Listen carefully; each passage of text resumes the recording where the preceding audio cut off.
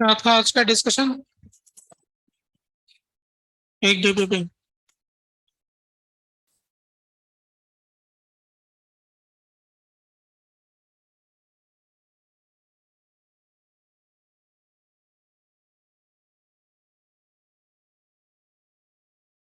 DPP number क्या था? 22। 22 नंबर का डीपीपी।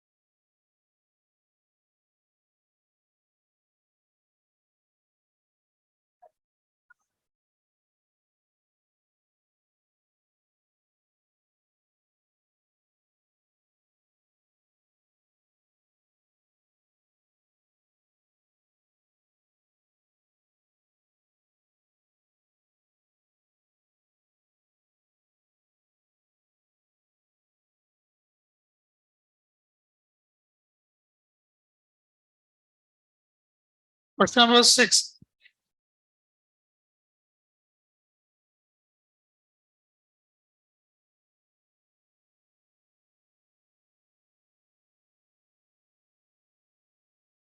क्वेश्चन नंबर 6 में दे रखा है कि slope of windscreen of two cars are alpha beta, और उनकी वेलोसिटी v1 v2 है।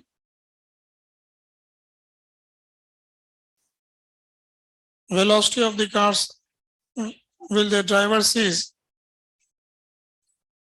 the hailstones born by the windscreen in vertical direction। तो क्वेश्चन नंबर 6 के अंदर ये जो गाड़ी के अंदर सामने वाली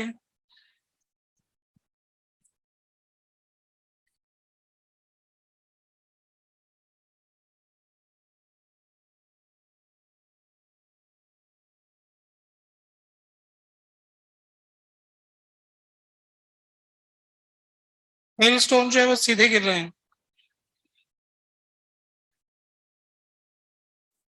ये इनकी वेलोसिटी v हो गई। ठीक है। ड्राइवर क्या देखता है कि जो ओले गिर रहे हैं वो टकरा करके वर्टिकली रिबाउंड कर रहे हैं ना, टकरा करके वर्टिकली रिबाउंड कर रहे हैं। तो अगर ये गाड़ी v1 वेलोसिटी से जाएगी, आ जाइए,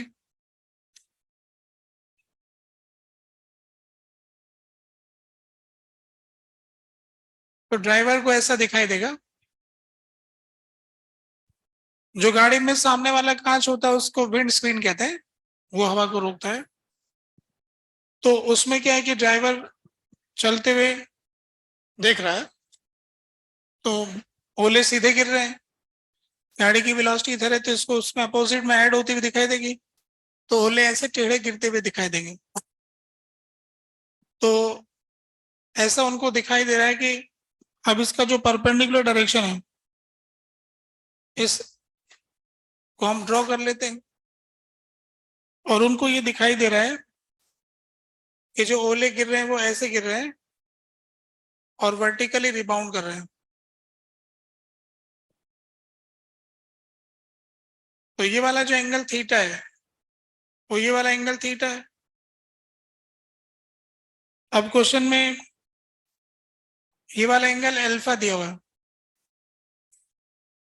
तो अब इसमें से ये टोटल एंगल तो थीटा हो गया, है ना। क्या क्वेश्चन में इलास्टिकली टकराते हैं, क्या लिखा हो? क्या लिखा है? assume the hailstone fall vertically।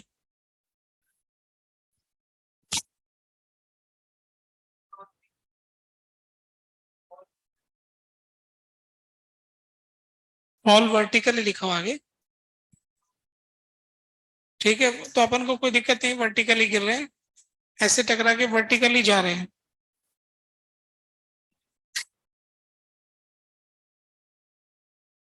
लौट करके वर्टिकली जा रहे हैं ना, ऐसा बताया ना।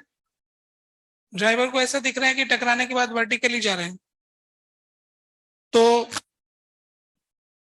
अब अपन ऐसा मानेंगे इलास्टिक कोलिजन की तरह, तो ये ऐसे जाकर के यूं गया, तो ये टोटल एंगल थीटा हो गया, और ये वाला एंगल अल्फा है, तो ये 90 माइनस अल्फा हो गया, है ना। ये वाला एंगल 90 माइनस अल्फा, तो ये वाला एंगल अल्फा हो गया, तो ये भी अल्फा हो गया, तो थीटा इक्वल टू 2 अल्फा हो गया, है ना। थीटा इक्वल टू 2 अल्फा आ गया।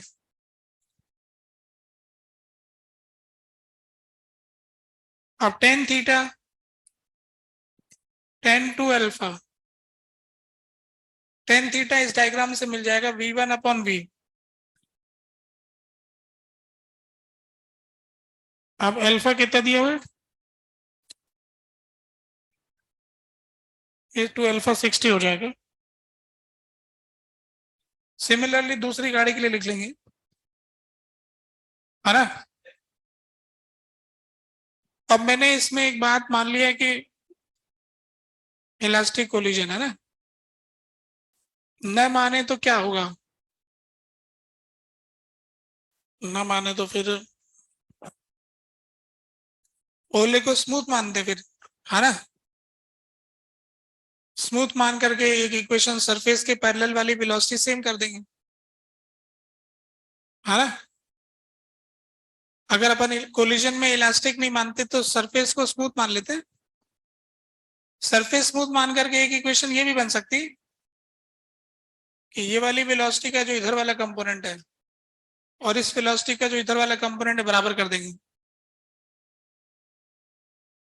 तो बराबर कर देंगे इसका मतलब ये है कि, हाँ, उस सरफेस के पैरेलल, विंड स्क्रीन के पैरेलल। क्यों, ओले की वेलोसिटी का एंगल 90 डिग्री थोड़ी है सरफेस के साथ।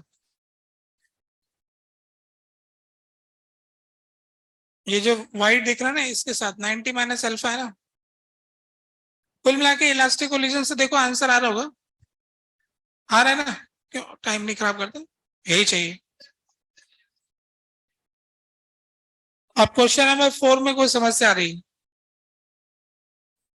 देखते हैं।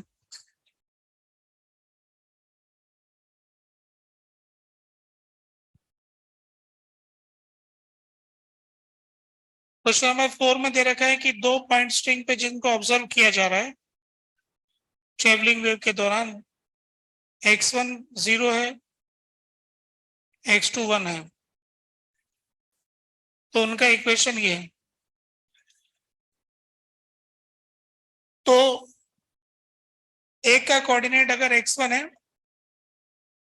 और दूसरे का कोऑर्डिनेट x2 है, तो हम जानते हैं कि फेज डिफरेंस का फॉर्मूला होता है 2 पाई/लैम्डा इंटू डेल्टा एक्स, ऐसा आ जाएगा, है ना। अब यहां से डेल्टा फाई इन दोनों में आपस में कैलकुलेट करेंगे, पाई/8 आ गया। अब पाई/8 यहाँ पे रख दिया, और डेल्टा एक्स कितना है, 1 है। तो लेमडा कितना आ गया, 16 आ गया। अब इसमें दूसरा और क्यों हो सकता है, कोई भी, है ना। तो एक्चुअल में क्या है कि वो जो आंसर लिखा ना, उसको इक्वेट करेंगे तो 2 पाई तो इसमें रहता ही है ना, 2 n पाई का अंतर तो और एक्स्ट्रा रहेगा। मतलब ये तो पाई/8 तो हो ही गया। अगर 2 पाई होगा तो भी तो उसको साइन ही लिख देंगे ना भाई कभी, तो +2 n पाई भी आ जाएगा। मतलब इसमें +2 n पाई ऐसा कर ले, है ना। तो उसके अंदर n की वैल्यू 0 1 2 3 ऐसे देखेंगे। तो इन्होंने मे भी बोला ना, मे भी वाला, तो फिर आ जाएगा। ठीक है, अब कोई दिक्कत नहीं। हो गए सारे सवाल, है ना। डीपीपी डिस्कस हो गया मतलब। अब इसके बाद नेक्स्ट क्या था, आपकी शीट के कुछ क्वेश्चन दिए थे गिनती के, एक्सरसाइज 2 के पार्ट 3। कितने क्वेश्चन थे, 7 क्वेश्चन। बताओ कोई क्वेश्चन पूछने लायक है क्या, एक क्वेश्चन। क्वेश्चन नंबर 13 कह रहे हैं, 9 कह रहे हैं। 9 में क्या कह रहे हैं कि आंसर गलत दे रखा है। लोग कह रहे हैं कि आ रहे हैं, आ रहे हैं, तो कोई दिक्कत ही नहीं फिर। तो क्या प्रॉब्लम हो रही है फिर, एक बार में 1 है तो दूसरी बार में 2 आएगा, फिर तीसरी बार में 3 आ जाएगा।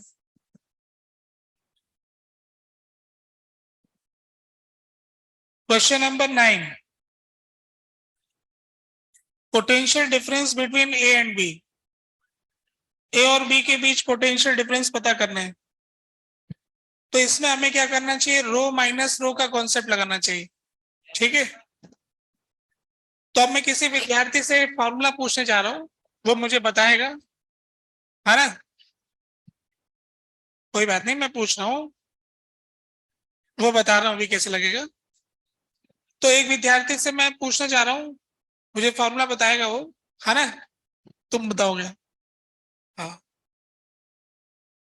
ये जो सॉलिड स्फेयर जो होता है, उसके सेंटर से r डिस्टेंस पर पोटेंशियल का क्या फॉर्मूला होता है, यूनिफॉर्मली चार्ज 3 k² अपॉन, क्या चीज बताया तुमने, ये आंसर क्या पूछा था मैंने और तुमने क्या बताया, तुमने क्या बताया ये बता दो। हाँ, सॉलिड कौन का फॉर्मूला, क्या कह रहे हो, सॉलिड नॉन कंडक्टिंग स्फेयर, अच्छा यूं बोलो, सॉलिड नॉन कंडक्टिंग स्फेयर का क्या, का पोटेंशियल का फॉर्मूला है, ये कह रहे हो। फिर से बोला, K3 K²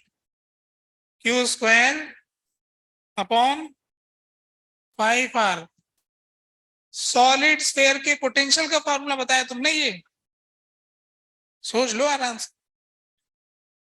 अभी तो दिन बीते नहीं, भुलाने के लिए तो बहुत दिन है ना। साल भर में तो पूरी 11वीं भुला सकते हैं हम, और 12वीं के शुरू के चैप्टर तो भुला ही लेंगे, फिर बोर्ड बोर्ड पास कर पाएंगे, अच्छी बात है। क्या बताया, एनर्जी का फॉर्मूला है, तो मैंने एनर्जी थोड़ी पूछा है, तुम्हें कुछ पता ही नहीं चल रहा है क्या लिख दिया है। कॉपी के पन्ने पलट के देख रहे हो तो भी देख नहीं पा रहे ढंग से, है ना। तुम्हारे दोस्त से पूछ लो, भी दोस्त बताएगा। दोस्त भी तुमने ऐसे बना रखे, मदद नहीं कर सकते। इधर वाले तुम बता रहे हो क्या, पोटेंशियल का फार्मूला, पोटेंशियल का फार्मूला यही है, इलेक्ट्रिक पोटेंशियल। पोटेंशियल पूछे भाई, इधर वाले दोस्त से पूछ लो, तुम बता दो भाई। अनुपस्थित है, क्या हो गया था, कोटा शहर घूम रहे थे, आज एक दिन क्लास में घूम आते हैं, पता चलना चाहिए रेजोनेंस वाले पढ़ा रहे हैं कि नहीं पढ़ा रहे हैं, 2-4 दिन चक्कर मार के देख आना चाहिए, है ना। इस लाइन में और इस पूरी पंक्ति मुझे फेल होती लग रही। के क्यू अपॉन, अब सवाल है, इतने तीन दोस्तों अभी तो क्वेश्चन पकड़ में नहीं आया, बड़ा कठिन सवाल है। एक सॉलिड स्फेयर की वजह से उसके अंदर किसी पॉइंट पर इलेक्ट्रिक पोटेंशियल का फॉर्मूला पूछ रहा हूं बस, और कुछ नहीं पूछा। के क्यू अपॉन आर स्क्वायर, इन लोगों का डायमेंशन ही नहीं मिल रहा किसी का भी,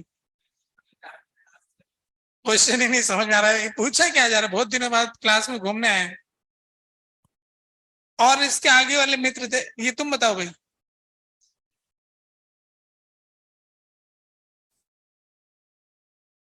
क्या कह रहे हो? आर डिस्टेंस पर, सेंटर से आर डिस्टेंस पर, जो कि उसके अंदर है ना, वहां पर पोटेंशियल का फॉर्मूला पूछ रहा हूं।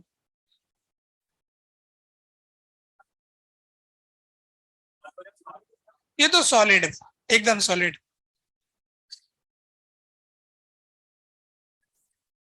आगे, बस हो गया। ये क्या बताया? ये देखो यहां तक सब फेल हो गए, कॉपी में ढूंढ भी नहीं पाए अब तक लोग, कैसे हैं? तुम बताओ भाई। नहीं बता देंगे, पूरी लाइन ही फेल हो गए।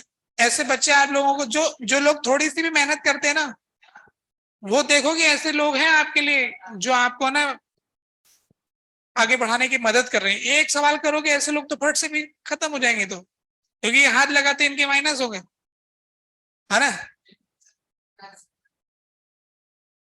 अच्छा, बैठो जरा, तुम सब लोग बैठ जाओ, ये लाइन आगे भी बढ़ती है उधर तक।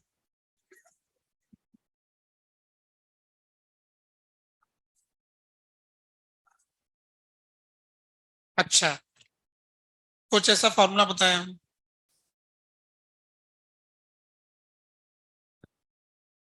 ए Q upon 3r² 2r² minus r², क्या कह रहे हो? अच्छा, ऐसा नहीं है, यहाँ पे 3 यहाँ पे 2 है। अभी ठीक लिख दिया है। क्या है ये? इलेक्ट्रिक पोटेंशियल कहां पर? सॉलिड स्फेयर के अंदर किसी पॉइंट पर। तुम भी यही कह रहे हो क्या? अच्छा, ठीक है, तो फिर बैठो। तो इलेक्ट्रिक पोटेंशियल का फॉर्मूला अंदर किसी पॉइंट, अच्छा इसको रो की टर्म्स में लिखेंगे तो क्या आएगा?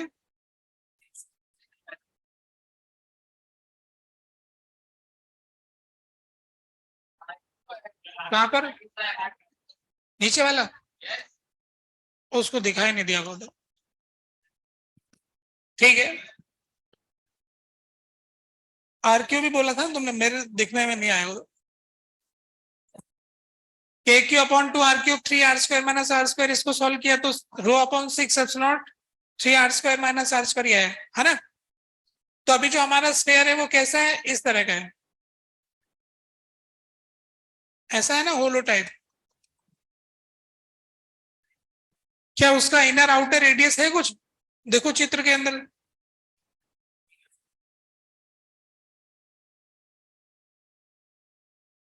ए और बी क्या चीज है? ए और बी क्या है? ए क्या चीज है? किसकी radius?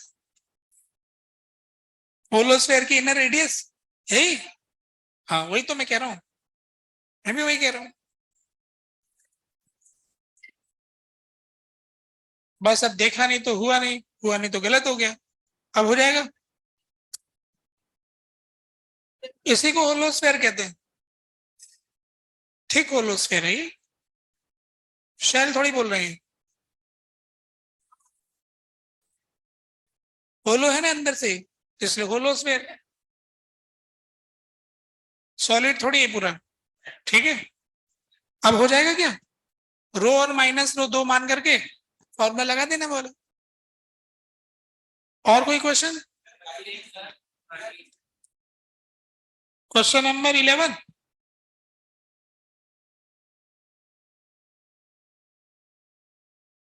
Energy required to increase radius from r to 2r, है ना? देखो इसमें क्या होगा, कोई पॉजिटिव चार्ज है, कोई नेगेटिव चार्ज घूमता है। तो जब नेगेटिव चार्ज घूमता है तो इसका चार्ज मान लो Q1 है, इसका -Q2 है। तो पहले तो इसकी पोटेंशियल एनर्जी हो गई KQ1/R इंटू -Q2। फिर centripetal force KQ1Q2/R² is equal to mv²/R। तो यहां से हाफ mv² आ जाएगा, KQ1Q2/2R।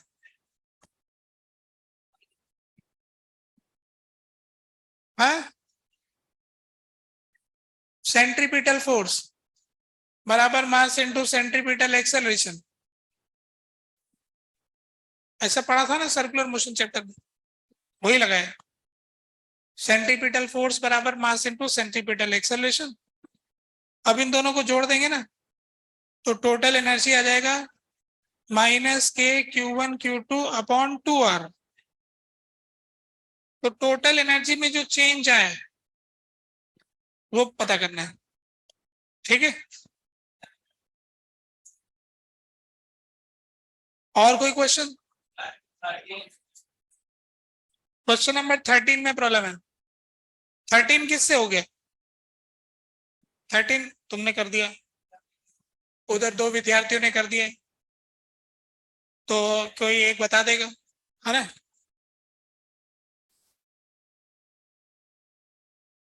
देखो क्वेश्चन नंबर 13।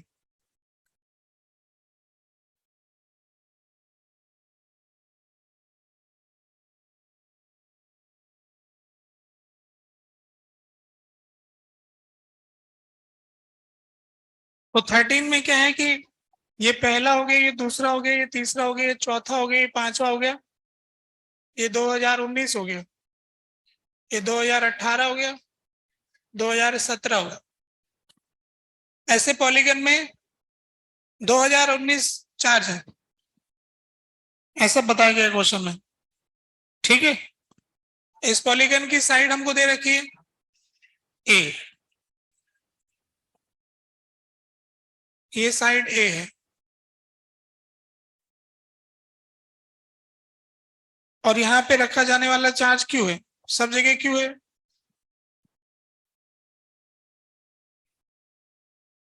ऐसे सब जगह क्यू आ रहा है।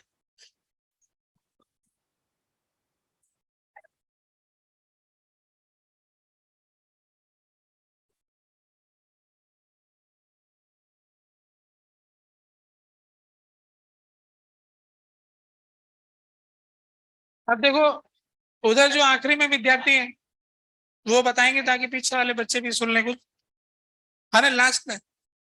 हाँ, तो पहले क्वेश्चन बता दो कि क्वेश्चन क्या है, ताकि कुछ भोले बच्चों को समझ में आ जाए कि क्वेश्चन क्या पूछा है। फिर उसके बाद में उसका जवाब कैसे ढूंढेंगे। हाँ, ये दे रखा है 2019 चार्ज है। हाँ ठीक है। क्वेश्चन कहाँ, क्वेश्चन के क्वेश्चन।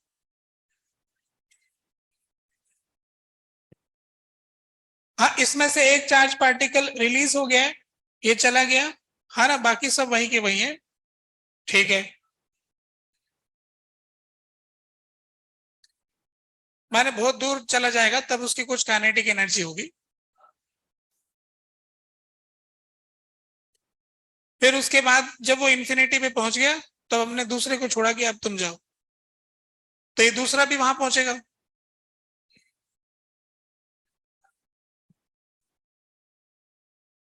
तो पहले की काइनेटिक एनर्जी कुछ K1 होगी, फिर दूसरे की K2 होगी, तो उनमें से काइनेटिक एनर्जी में अंतर कितना होगा, ये एक सवाल था जो हमको करना था। अब ये इसका जवाब बता रहा है, सुनो जरा कि इसने क्या किया, बताओ।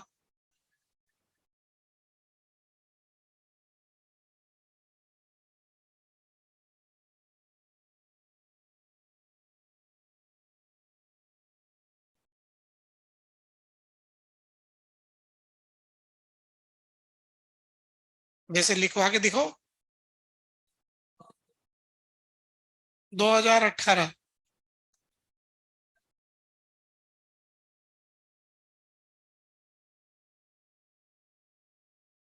के क्यू स्क्वायर बाय ए, ये क्या चीज बोल रहे हो तुम?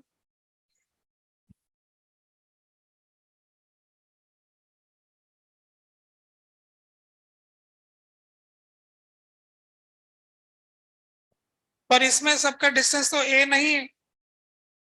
जैसे ये वाला है, इसका तो ए है, इसका तो कुछ और है, उसका तो कुछ और है, उसका तो कुछ और है, तो ये 2018 कैसे लिख सकते हो?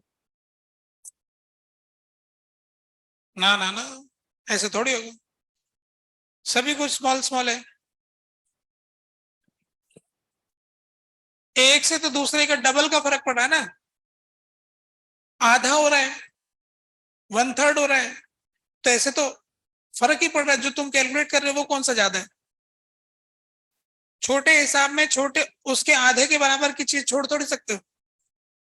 ये तो गलत कैलकुलेशन हो गया, मतलब गलती से आ गया कुछ, है ना। बैठो, तीन दावेदार में से एक दावेदार से तो गलती हो गई। और कौन इधर, तुम आगे इधर विद्यार्थी ने दावा किया है, तुम्हारा क्या कहना है? नेक्स्ट उसके आगे वाला विद्यार्थी बताएगा।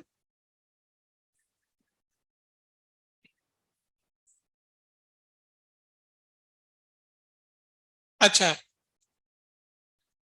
इसने ये माना कि इसके यहां से जाने से एक्स अमाउंट की एनर्जी जो है रिलीज होगी, और वो उसकी काइनेटिक एनर्जी के बराबर होगी।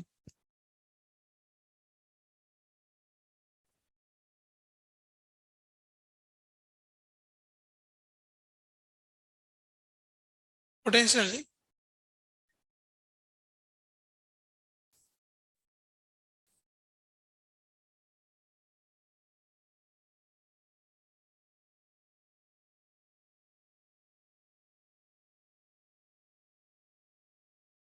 इसका कहना है कि इसके जिस सब जो सबके साथ इसकी एनर्जी है वो मिला के एक्स है, और वो जब ये चला जाएगा इन्फिनिटी पे तो इसकी जीरो हो जाएगी। जब ये चार्ज नंबर वन इन्फिनिटी पर पहुंच जाएगा तो इसकी सबके साथ जीरो हो जाएगी, और शुरू में इसकी सबके साथ में एक्स है, तो इसका मतलब वो एक्स एनर्जी इसको काइनेटिक फॉर्मेट में मिल गई, तो उस एक्स की वैल्यू फर्स्ट वाले के काइनेटिक एनर्जी के बराबर होगी। ठीक बात है। फिर इसने कहा कि जब ये दूसरा चार्ज जाएगा तो दूसरा चार्ज अगर पहला यहां रहता तो दूसरे की भी सबके साथ एक्स ही होती, पर क्योंकि पहला तो यहां से जा चुका है तो ये अपने अमाउंट की एनर्जी इसमें से कम करवा देगा, तो टोटल एक्स में से इसकी जो हुआ करती थी उतनी घटा दी। अब इसके पास में एनर्जी के माइनस एक्स माइनस के क्यू स्क्वायर बाय ए होगी इस समय, और जब ये इन्फिनिटी पे चला जाएगा तो इसकी जीरो हो जाएगी, तो जितनी भी एनर्जी सारी काइनेटिक में मिल जाएगी इसको। फिर इन दोनों को सब्ट्रैक्ट कर दिया, है ना। तो के क्यू स्क्वायर बाय ए बराबर के वन माइनस के टू। बैठो, कोई आपत्ति विपत्ति नहीं, ठीक है ना एकदम। तो हो गए, क्वेश्चन नंबर हो गया 13। ऐसा ही किया तो तुमने भी, सबका कैलकुलेट किया,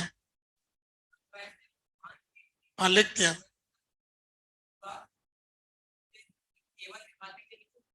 वो एक्स का तुमने एक्सप्रेशन लिखा कुछ, एक्स का एक एक्सप्रेशन लिखा, उसने उसको एक्स बोल दिया, उस एक्सप्रेशन का नाम एक्स है ना। फिर जो डिफरेंस है वो एक्स माइनस इतने का ही है, तो ओके बात है फिर ये, है ना। तो इस तरह से 2019 गन वाला सवाल हो गया।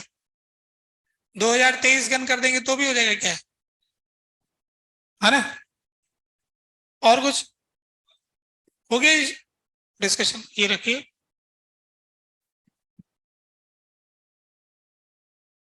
तो अपने क्लास में अपन ने कुछ पोटेंशियल एनर्जी वाले सवाल कर लिए थे, और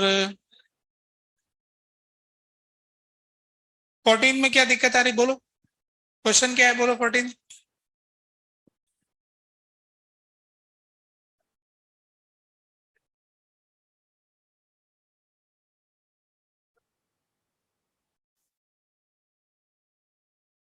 क्या करें?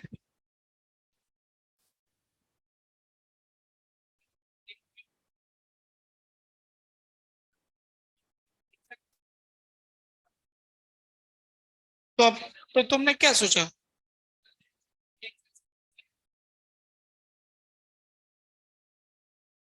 वोल्टेज से फोर्स कैसे निकालते हो?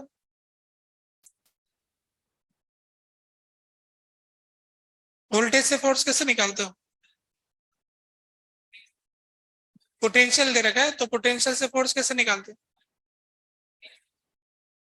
पोटेंशियल एनर्जी निकालने से कैसे पता लगेगा? रास्ता क्या है? नहीं समझ में आया। तो रास्ता पता करने के लिए फोर्स चाहिए। फोर्स पता करने के लिए इलेक्ट्रिक फील्ड चाहिए। इलेक्ट्रिक फील्ड पता करने के लिए क्या करें? क्या चाहिए? इलेक्ट्रिक फील्ड निकालने का। पोटेंशियल से इलेक्ट्रिक फील्ड कैसे निकालते हैं ये बताओ। इलेक्ट्रिक फील्ड और पोटेंशियल में क्या रिलेशन होता है, उसका फॉर्मूला चाहिए। E इक्वल टू चाहिए। E किसके बराबर है ये बताओ। E in terms of V। Potential की टर्म्स में E को एक्सप्रेस करो। माइनस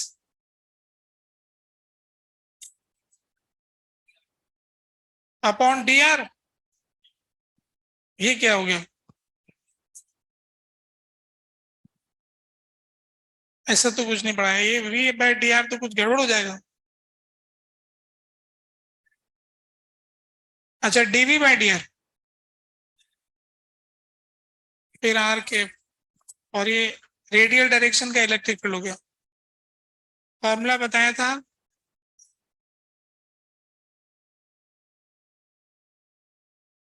ऐसा कुछ बताया था।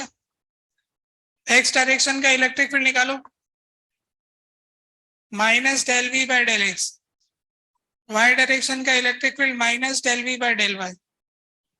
उससे एक्स डायरेक्शन का फोर्स आ जाएगा, वाई डायरेक्शन का फोर्स आ जाएगा, नेट फोर्स आ जाएगा, पाथ मिल जाएगा, कहाँ कट करेगा रास्ता पता चल जाएगा, आंसर आ जाएगा। ठीक है, ऐसा कर लेंगे। अभी हो गई सारी बात, आगे बढ़े। तो मेरे हिसाब से पोटेंशियल एनर्जी की बातें बता दी काफी। आगे बढ़ जाते हैं, है ना। सवाल आपने शीट में कर ही लिए काफी। नेक्स्ट हेडिंग लगाते हैं, इलेक्ट्रिक फील्ड लाइंस।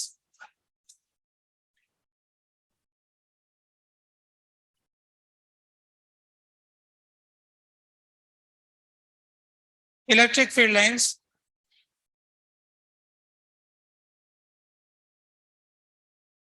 पहला point, electric field lines are imaginary lines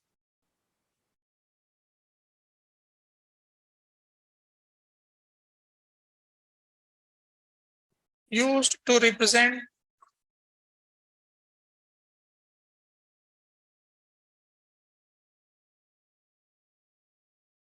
electric field in space।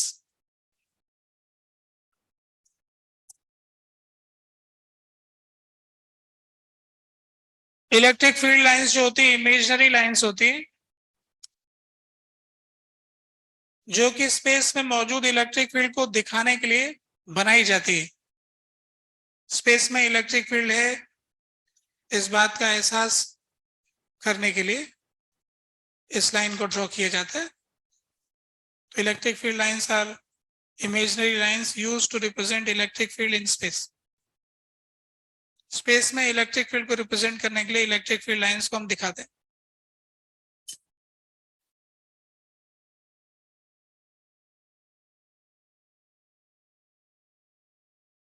Electric field lines are drawn such that tangent to these lines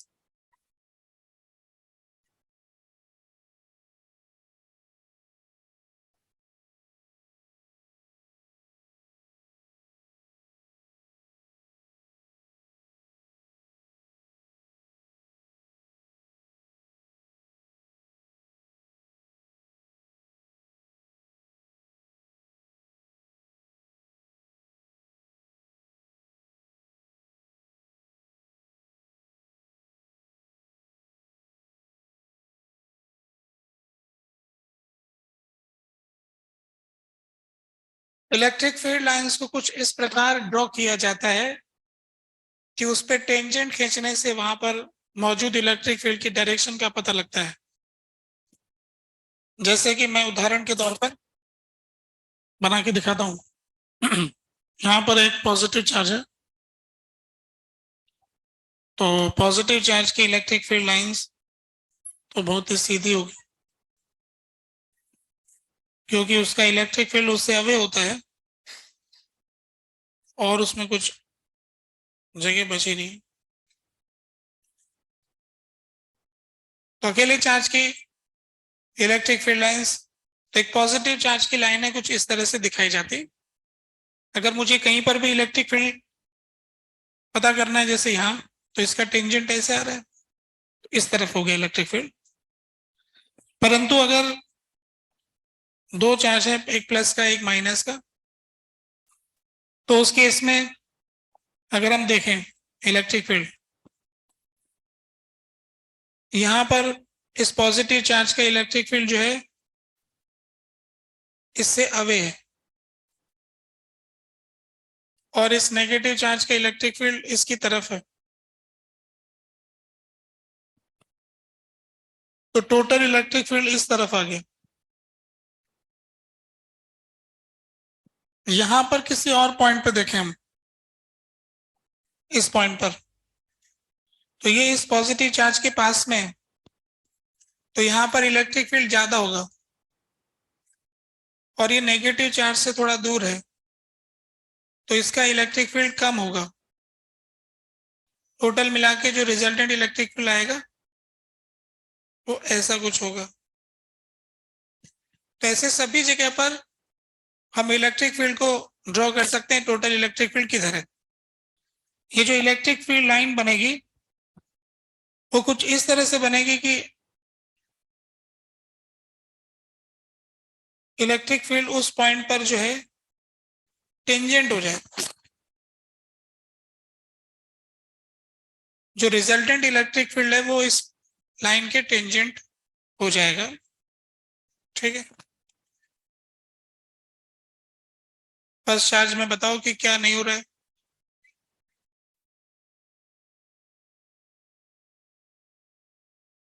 electric field किस डायरेक्शन में है? टेंजेंट के long, और यहां पर टेंजेंट के long. Straight line पे tangent कैसे होगी?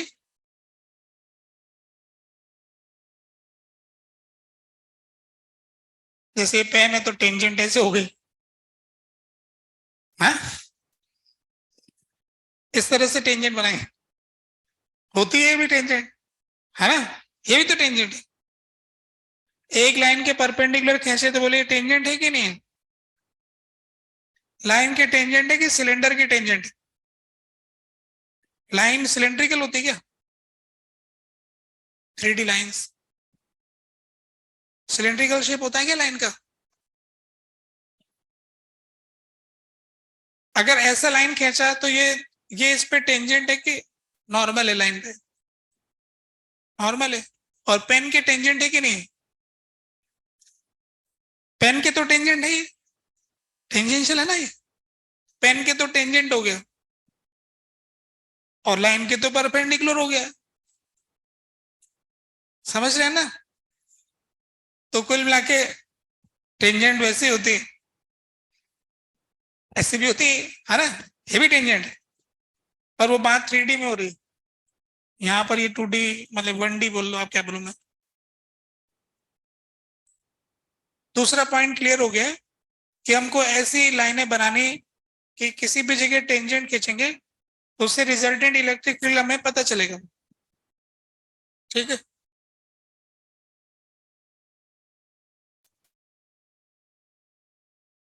तीसरा पॉइंट ये लिखना चाहते हैं,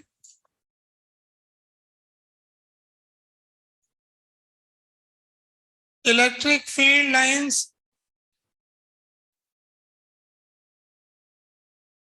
are also called as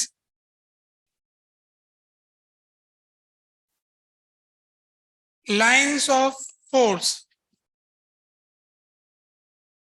as electrostatic force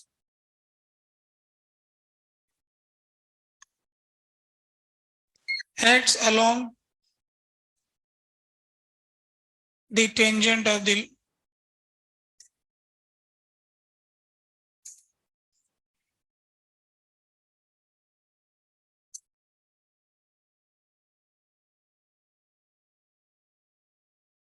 देखो इलेक्ट्रिक फील्ड से फोर्स का फॉर्मूला होता है Q इंटू ई। तो जो जो फील्ड की डायरेक्शन दे रहा है वो फोर्स की भी डायरेक्शन दे रहा है। तो क्योंकि फील्ड की डायरेक्शन दे रहा है इसलिए फील्ड लाइंस बोल रहे हैं, और फोर्स की डायरेक्शन दे रहा है इसलिए फोर्स लाइन ऑफ फोर्स कह सकते हैं हम इसको। पॉजिटिव चार्ज के लिए एक तरफ होगा, नेगेटिव में उल्टा होगा, होगा टेंजेंट पर ही। तो electric field lines are also called as electric lines of force. ये फोर्स की लाइन भी है। इस तरह की लाइनें हमने फ्लूइड मैकेनिक्स में स्ट्रीम लाइंस के बारे में पढ़ा था। वहां पर जो था, वहां पर जो टेंजेंट है वो वेलोसिटी की डायरेक्शन थी। यहाँ पर जो टेंजेंट है वो फोर्स की डायरेक्शन है, एक्सेलरेशन की डायरेक्शन है, फील्ड की डायरेक्शन है, वेलोसिटी की डायरेक्शन नहीं है ना। तो कोई भी चार्ज पार्टिकल फील्ड लाइंस के अलोंग नहीं चलेगा।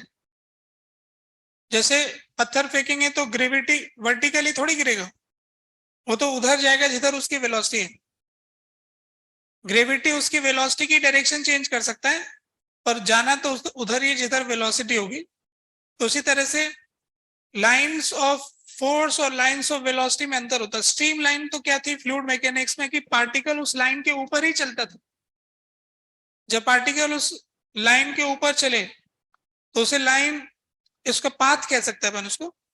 तो stream lines are the actual path of the particles, पर ये लाइंस ऑफ फोर्स है, इसके पाथ इसके अलोंग नहीं होगा। चार्ज पार्टिकल इसको तोड़ता हुआ, इस लाइन को तोड़ता हुआ जा सकता है, लाइन को क्रॉस करता हुआ चार्ज पार्टिकल जा सकता है। जैसे किसी बिल्डिंग से हम पत्थर फेंकते हैं तो ग्रेविटी की लाइन तो ये, हमने पत्थर यूं फेंका तो पत्थर तो यूं जा रहा है, तो ये ऐसे उस पे फोर्स ऐसे लगेगा।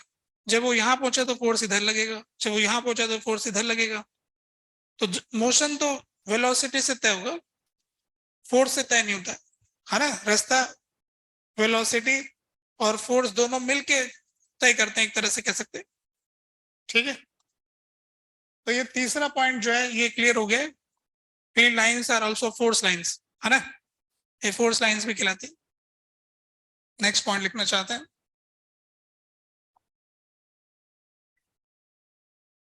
Point number 4।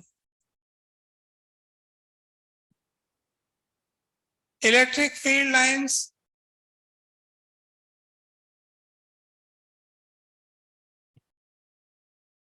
will never intersect।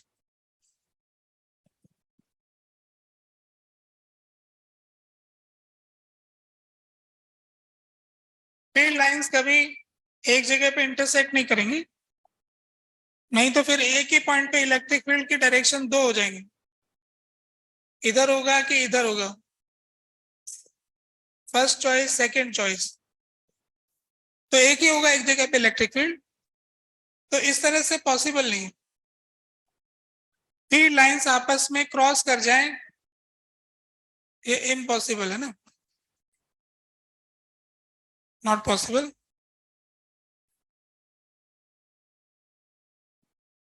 अच्छा देखो, किसी एक चार्ज की फील्ड लाइंस और किसी किसी दूसरे चार्ज की फील्ड लाइंस आपस में क्रॉस कर सकती हैं, पर हमने ये कहा है कि field lines resultant electric field की लाइंस, वो तो एक ही होगा, है ना। यानी दो चार्ज रखे हैं तो वहां पे जो लाइनें बनाई जाएंगी वो रिजल्टेंट इलेक्ट्रिक फील्ड के लिए बनाई जाएंगी, न कि किसी एक चार्ज के हिसाब से। ऐसे तो फिर दो चार्ज है तो इसकी लाइनें स्ट्रेट है, इसकी लाइनें स्ट्रेट है, तो स्ट्रेट स्ट्रेट ही रहेंगी और आपस में क्रॉस कर जाएंगी, है ना। तो ये वाला पॉइंट नंबर 4 हो गया कि ऐसा होगा नहीं, क्योंकि फील्ड लाइंस जो होती है वो रिजल्टेंट इलेक्ट्रिक फील्ड को रिप्रेजेंट करती है, और रिजल्टेंट इलेक्ट्रिक फील्ड एक जगह पर एक ही डायरेक्शन में हो सकता है, दो डायरेक्शन में नहीं हो सकता। पांचवा पॉइंट लिखना चाहते हैं फील्ड लाइंस के संबंध में,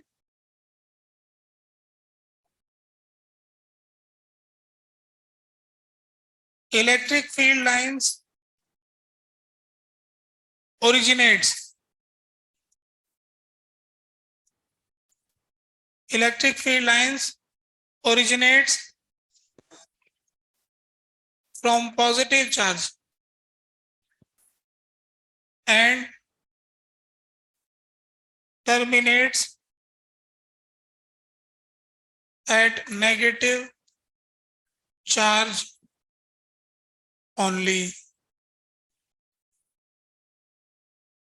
इलेक्ट्रिक फील्ड लाइंस जो है उनकी उत्पत्ति पॉजिटिव चार्ज है, मतलब पॉजिटिव चार्ज से ही शुरू होगी और नेगेटिव चार्ज पर ही खत्म होगी। यानी इलेक्ट्रिक फील्ड लाइंस के एंड पॉइंट्स पर दो चार्ज मिलेंगे। कोई भी ऐसी लाइन नहीं हो सकती है जो कहीं से शुरू हो जाए। जैसे ये दिखा रखी ना, कि मैंने दिखाया कि लाइन चल रही, ये फील्ड लाइन, तो ये सही नहीं है। जहां से शुरू होगी वहां पर पॉजिटिव चार्ज होगा और जहां पे खत्म होगी वहां पर नेगेटिव चार्ज होगा। पॉजिटिव से ही शुरू होगी, नेगेटिव पर ही खत्म होगी, कहीं बीच में से शुरू नहीं होगी, कहीं बीच में खत्म नहीं होगी। ऐसा नहीं होगा कि पॉजिटिव चार्ज है और ये लाइन जाकर के यहां रुक गई, ऐसे रुकती नहीं। हमारे डायग्राम में रोक रखी हमने कई जगह, तो इसका मतलब ये आगे जा रही दूर, नेगेटिव बहुत दूर है यहाँ से, तो बोर्ड में दिखाने की जगह नहीं, निकल गई, बहुत दूर जाकर के मिल रही है। यानी कि अपनी मर्जी से लाइन शुरू नहीं हो सकती, अपनी मर्जी से लाइन खत्म नहीं हो सकती। शुरू सिर्फ पॉजिटिव से ही हो सकती है और खत्म सिर्फ नेगेटिव पर ही हो सकती है। इसका मतलब ये पॉजिटिव और नेगेटिव चार्ज को बांधने वाला धागा है, हाँ, एक तरह से धागे की तरह हो गया। आगे की पढ़ाई में लोगों ने क्या कर दिया है कि लाइनों में स्ट्रेस भी निकालवा रखा है। स्ट्रेस, स्ट्रेन एनर्जी, है ना, फील्ड, इलेक्ट्रिक फील्ड में कितनी स्ट्रेन एनर्जी स्टोर्ड है, कितना स्ट्रेस आ गया है, पता नहीं क्या क्या थ्योरी बना रखी है ना। तो एक तरह से जो चीजें सारी सब्सटेंस में हुआ करती थी ना, वो सब की सब फील्ड में डाल दी, मोमेंटम, एनर्जी, स्ट्रेस, सब कुछ।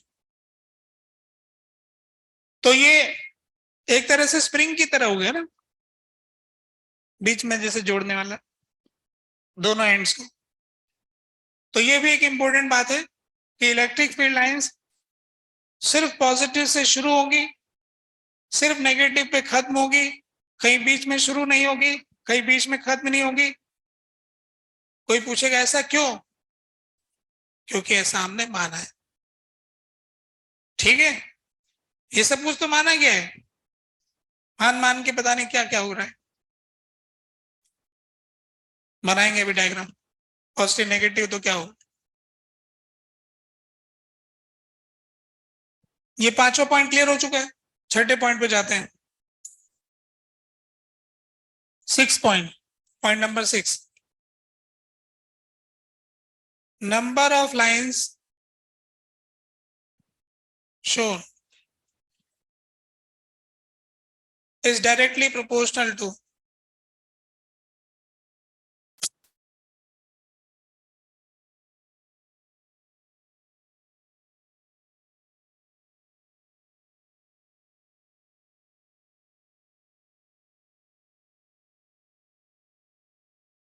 जो लाइन दिखाई जाएंगी उसका एक रिवाज है।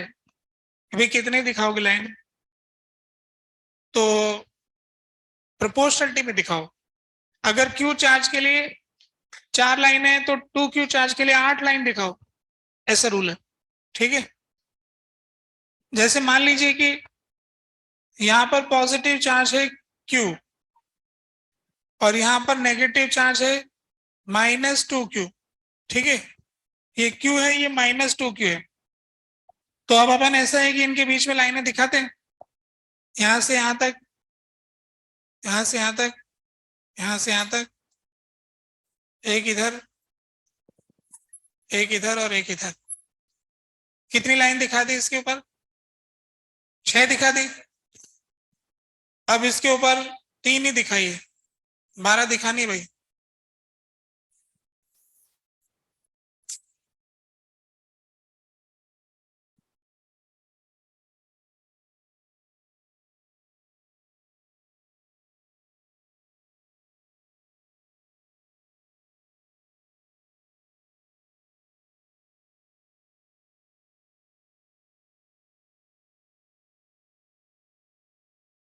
हो गई क्या? 3 तो ये हो गई, 3 ये हो गई, 3 ये हो गई, 3 हो गए 3 के 4 ग्रुप, 12। इस पे 12 तो इस पे 6, ऐसा रिवाज है। जितना ज्यादा चार्ज उतनी ज्यादा लाइन है। चार्ज ज्यादा मैग्नीट्यूड का है तो ज्यादा लाइनें दिखाएंगे, कम मैग्नीट्यूड का है तो कम लाइनें दिखाएंगे।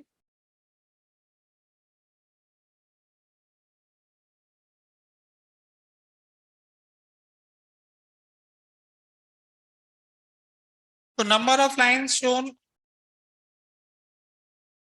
is directly proportional to magnitude of charge। ठीक है, ये पॉइंट क्लियर हो गया। आगे बढ़ते हैं।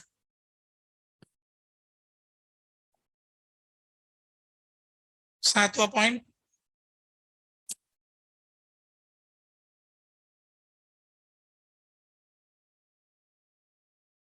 number of lines passing per unit cross section area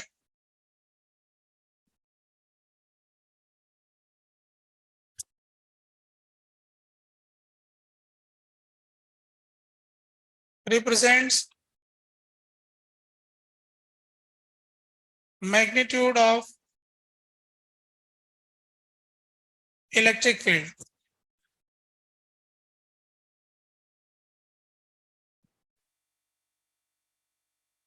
तो इलेक्ट्रिक फील्ड का जो मैग्नीट्यूड होता है वो proportional to number of lines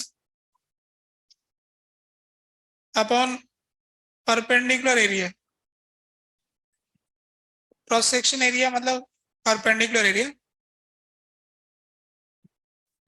जैसे कि अगर हमारी फील्ड लाइंस ऐसी कुछ हैं,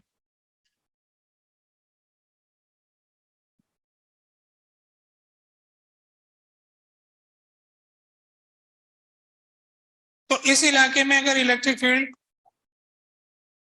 E1 है और इस इलाके में इलेक्ट्रिक फील्ड E2 है, तो यहाँ पे अगर मैं क्रॉस सेक्शन एरिया लेता हूं और यहाँ पे क्रॉस सेक्शन एरिया लेता हूं, तो ये वाला एरिया हो गया A1 और ये वाला एरिया हो गया A2। क्रॉस सेक्शन एरिया मतलब लाइन के परपेंडिकुलर आने वाला एरिया, इसलिए इसको A परपेंडिकुलर लिखा है। तो इसमें लाइन कितनी है? 4, 4 अपॉन A1, और यहाँ पर लाइनें 4 है, 4 अपॉन A2। अब A1 बड़ा है तो 4 upon A1 is less than 4 upon A2। इसका मतलब क्या हो गया? E1 is less than E2। तो जहां पर लाइनें ज्यादा है, पास पास है, फील्ड ज्यादा है। इस तरह का तो स्ट्रीम लाइंस में भी था, वहां पर वेलोसिटी के संबंध में ऐसा था, जहां लाइनें पास पास है वहां स्पीड ज्यादा होती है। ठीक है, तो ये सातवां पॉइंट आ गया। Number of lines passing per unit cross section area represents magnitude of electric field. मैं इसके आगे बढ़ना चाहता हूं, 1 मिनट रुक जाता हूं।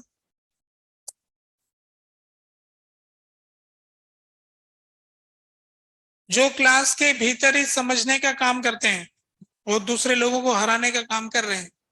घर जाके मेहनत करने से नहीं हरा सकते।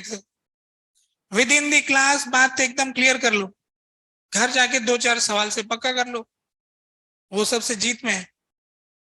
जो घर में बैठे इधर उधर, मतलब क्लास में तो दिमाग पहले वो पूरा एनर्जी घर में खर्च करके आते हैं, घूम फिर के, मोबाइल चला के, रात को लेट सो करके, है ना, दौड़ भाग करके, उल्टा पुल्टा खाना खाकर, न तो उससे एनर्जी मिलती है और आके फिर क्लास में ऊँघते रहते हैं, नींद सी आती ना क्लास में बैठे बैठे, फिर जबरदस्ती सा पढ़ने लगता है, ऐसा लगता है जबरदस्ती पढ़ रहे हैं। बढ़िया एनर्जी लेके आए, अच्छे से नींद लेके आए, तो एकदम कंसंट्रेशन होता है, विद इन द क्लास सीख जाओ। घर जाके बहुत कम मेहनत करनी, फिजिक्स तो सब्जेक्ट ऐसा है ही नहीं, आराम आराम से तो पढ़ा रहे बातें कर कर, है ना, एक दूसरे से पूछ रहे हैं कि तुम बताओ तुम बताओ। अगला पॉइंट लिख रहा हूं भाई मैं, पिछला पेज किसी ने देखना था, इसका पिछला देखना था, ये हो गया, ये हो गया, ये हो गया।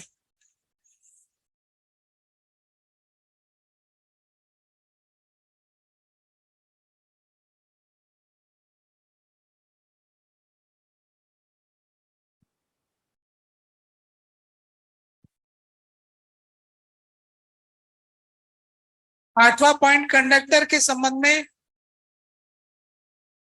है हमारा, है ना, आठवां पॉइंट जो है कंडक्टर के संबंध में, फील्ड लाइंस एंड कंडक्टर। तो उसमें एक पॉइंट तो ये, electric field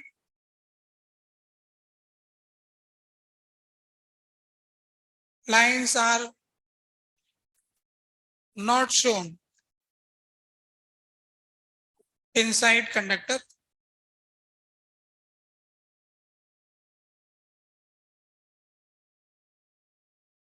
in electrostatics।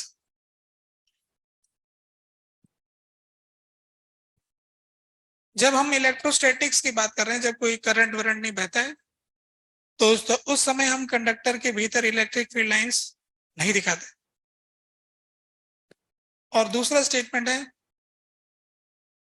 Electric field lines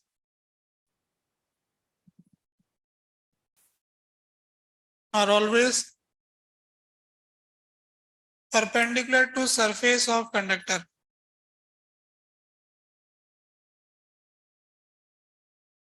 ये जो इलेक्ट्रिक फील्ड लाइंस होती है वो कंडक्टर की सरफेस के परपेंडिकुलर होती है।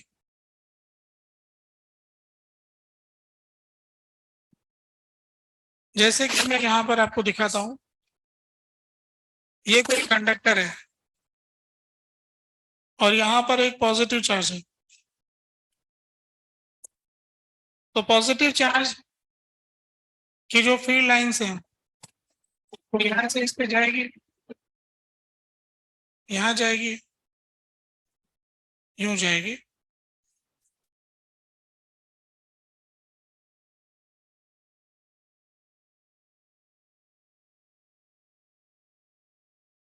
या रिसीव करने के लिए माइनस का चार्ज आ जाएगा,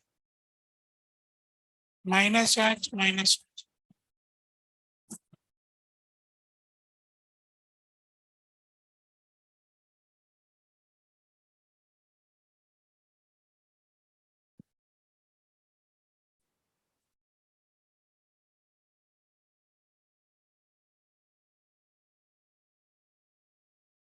शुरू पॉजिटिव से होगी, खत्म नेगेटिव पर होगी, कंडक्टर के भीतर नहीं होगी, सरफेस पर होगी, परपेंडिकुलर होगी।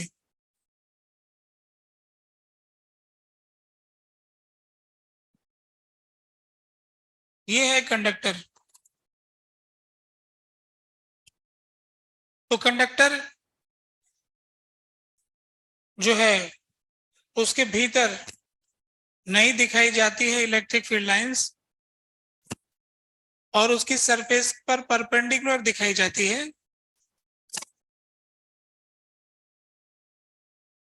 ये हम मान रहे हैं कि कोई चार्ज का प्रवाह नहीं हो रहा है, माने करंट वरंट नहीं है, चार्जेज आर स्टेशनरी। ऐसा हम नहीं कह रहे हैं कि इलेक्ट्रिक फील्ड लाइंस कंडक्टर में नहीं हो सकती, हो सकती है, जब करंट इलेक्ट्रिसिटी चैप्टर पढ़ेंगे तो आएगी, अगले चैप्टर में आ जाएगी, है ना। इलेक्ट्रोस्टैटिक्स के अंदर मतलब चार्ज फिक्स हो चुके हैं तब ऐसा है, तो फिक्स चार्जेस के केस में ऐसा डायग्राम बनता है। पॉजिटिव से शुरू, नेगेटिव पे खत्म, कंडक्टर की सरफेस पे परपेंडिकुलर, और कंडक्टर के भीतर दिखाते ही नहीं। ठीक है। दूसरा पॉइंट भी हो गया इसके अंदर कंडक्टर। एक तीसरा पॉइंट और भी है, सी।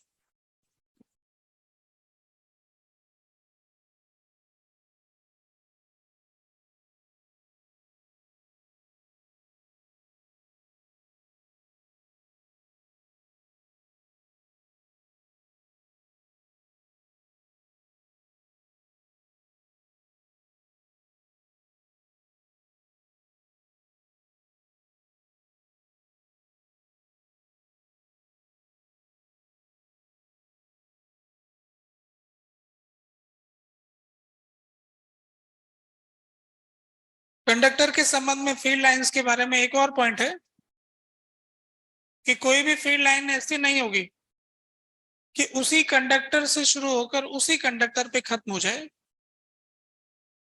मतलब ये हो गया कि अगर ये मेरे पास कोई कंडक्टर है और ये कोई दूसरा कंडक्टर है, तो ऐसा तो होगा कि इससे शुरू होकर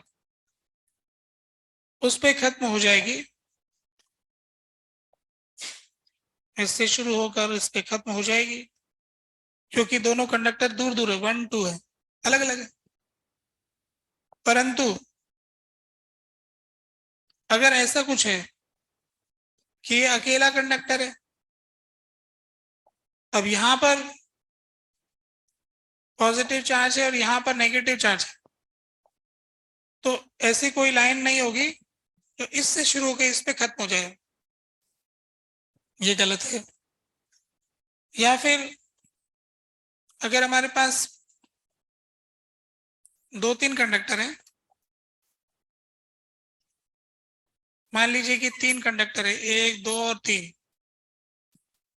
ये दोनों आपस में जुड़े हुए हैं, तो जो भी जुड़े हुए हैं उनकी लाइनें तो आपस में एक दूसरे पे जाएगी नहीं। मतलब इस पे प्लस प्लस ऐसे कुछ आ जाएगा, इस पे माइनस। तो अब जो भी लाइन है ना, इनसे शुरू होकर उन पे जाएगी, इससे इस पे जा सकती है, ऐसा।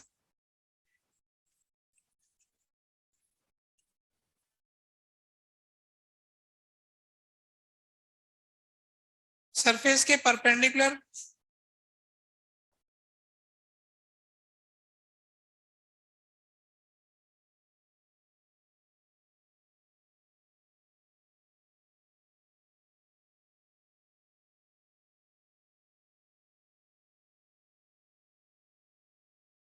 जो कंडक्टर आपस में जुड़ गए उनकी लाइनें आपस में नहीं जा सकती,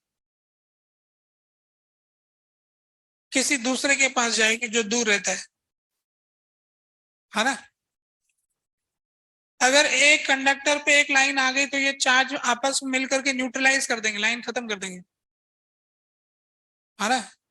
एक तरह से प्लस और माइनस के चार्ज के बीच में एक धागा है, वो जब एक जगह रहते हैं तो धागा छुपा रहता है, उन्हें दूर दूर करते हैं तो धागा दिखने लग जाता है ना।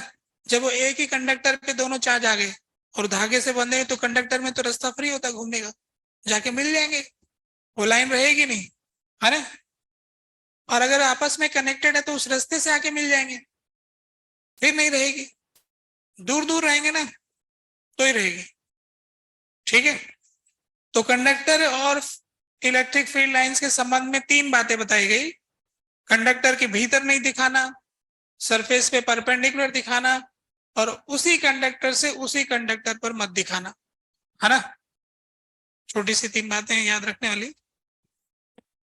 तो ये 8वां पॉइंट हो गया। एक और पॉइंट है 9 पॉइंट। टोटल 9 पॉइंट पे काम कंप्लीट हो जाएगा लाइंस का।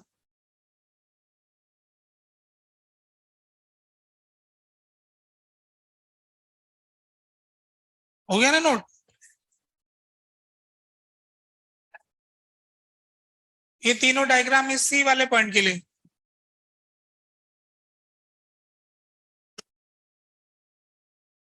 जैसे कुछ लोग तो ऐसे बगैर समझे नोट कर लेते हैं फिर क्रॉस मार लेते हैं, पता नहीं क्यों क्रॉस लगा है पहले वाला डायग्राम। क्रॉस बनाया कि एक्स लिखा है, बाद में थोड़े दिनों बाद एक्स दिखता है, वो इस लाइन को एक्स माना था क्या?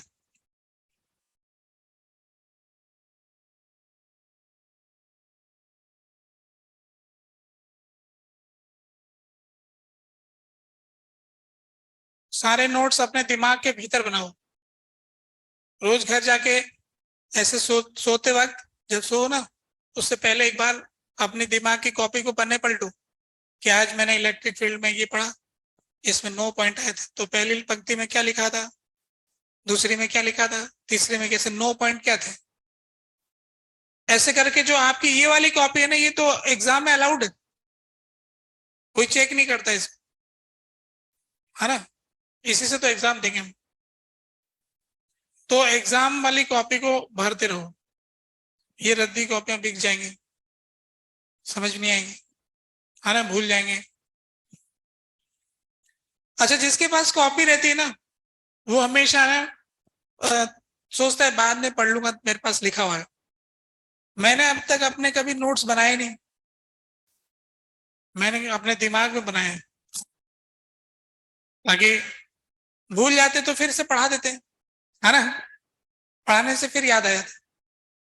ऐसे दूसरे को बताते रहते हैं, तो बता बता के याद रहते, थोड़े दिन अगर ना पढ़ाए तो फिर हम भूल जाएंगे जल्दी, है ना। तो याद रखने के लिए तो जरूरी बात है, फोर्सफुली याद करना पड़ता है। 9 पॉइंट लिखने जा रहा था, 8 पॉइंट आपके पूरे हो चुके हैं। हाँ,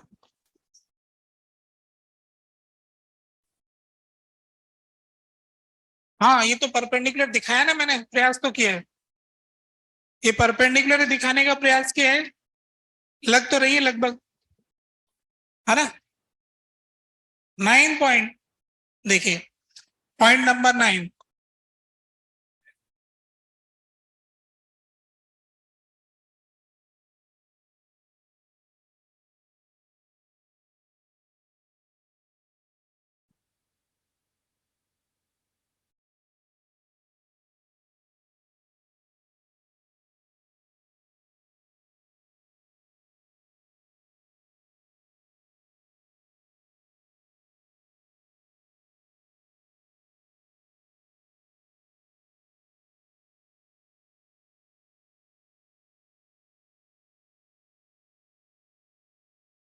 इलेक्ट्रिक फील्ड लाइंस जो है कभी क्लोज लूप नहीं बनाती।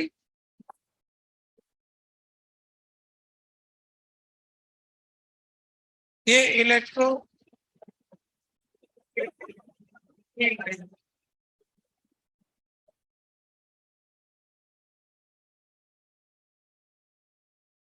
इलेक्ट्रिक फील्ड लाइंस कभी क्लोज लूप नहीं बनाती, क्योंकि फिर ऐसा हो गया तो फिर शुरू कहां पर हो रही, खत्म कहां हो रही, तो गड़बड़ हो जाएगी। शुरू प्लस से ही होना था, खत्म माइनस पर ही होना था। क्लोज लूप बनाने से तो शुरू और खत्म का कोई पता ही नहीं लगता है ना। दूसरा एक और बात है कि अगर ऐसी लाइन बना दी तो हमारी सारी थ्योरी फेल हो जाएगी, जो अब तक पढ़ ली हमने। उसमें हमने पढ़ा था कि इलेक्ट्रिक फील्ड की डायरेक्शन में आगे जाओगे तो पोटेंशियल घटेगा, ऐसे बढ़ बढ़ के घूम के वहीं आ जाएंगे, पोटेंशियल घट करके वहीं पहुंच जाएंगे, 2 चक्कर मारेंगे तो और ज्यादा घट जाएगा, तो एक ही पॉइंट का पोटेंशियल घटता ही घटता जाएगा। और अगर अपोजिट में जाएंगे तो बढ़ जाएगा, इसी पॉइंट पे यू घूम के आएंगे तो बढ़ जाएगा, और यू घूम के जाएंगे तो घट जाएगा। तो ये जो कंजर्वेटिव फील्ड में ऐसा हो ही नहीं सकता है, ठीक है। तो इलेक्ट्रिक फील्ड लाइंस कभी क्लोज लूप नहीं बनाएंगी, परंतु एक और इलेक्ट्रिक फील्ड होता है, आगे चल के पढ़ते हैं, lines for induced electric field.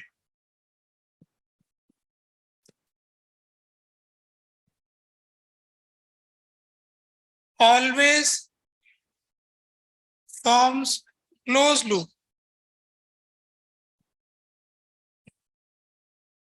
एक तो कह रहा है कि नेवर फॉर्म्स, और एक कह रहा है कि ऑलवेज फॉर्म्स, ठीक है। तो ये हमारी इलेक्ट्रोस्टैटिक्स वाले चैप्टर के दौरान तो ऊपर की पंक्ति लागू होगी। आगे हम जब मैग्नेटिज्म वाले चैप्टर में पहुंचेंगे तो हम बताएंगे कि एक और प्रकार का इलेक्ट्रिक फील्ड होता है, जुड़वा भाई, इलेक्ट्रिक फील्ड का जुड़वा भाई, है ना।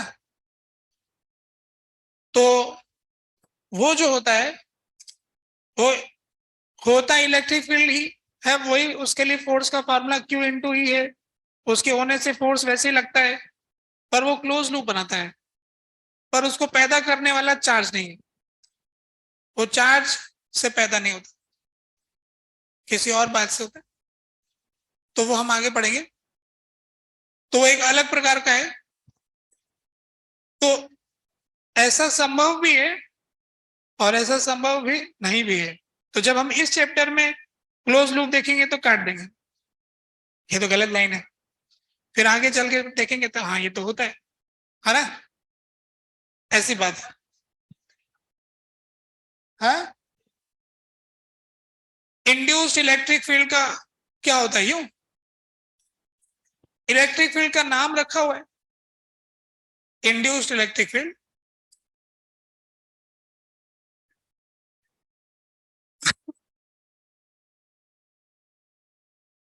भाई किसी का नाम रख दो तो उसमें क्या नाम रखना ना, ये फिर पढ़ाया जाएगा कि ये इसकी क्या क्या कैसे आया, क्या वो आगे के चैप्टर चालू हो जाएगा, वो अभी चालू करना नहीं चाहते। हमारी पंक्ति ये ऊपर खत्म हो चुकी है, 9 पॉइंट ये रहा एग्जाम्पल, ये नॉट पॉसिबल लिख दिया ना, नीचे वाले का एग्जाम्पल ये रहा पॉसिबल।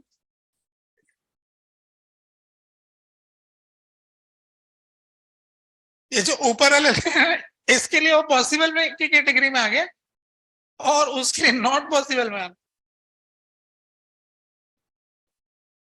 इलेक्ट्रोस्टैटिक फील्ड लाइंस, इसके लिए तो नॉट पॉसिबल, ये वाला। और इंड्यूस्ड इलेक्ट्रिक फील्ड लाइंस,